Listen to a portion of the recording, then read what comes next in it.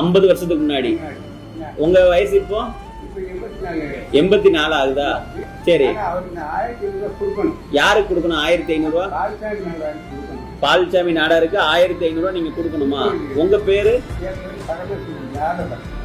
இப்ப அவர்கிட்ட கொடுக்கணும். அவர்கிட்ட கொடுத்தா உங்களுக்கு திருப்தியா இருக்கும். அவ்வளவுதான். இன்னும் கூட ஒரு 10 வருஷம் இருங்க.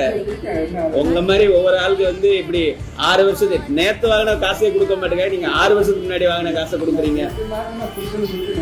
சரி,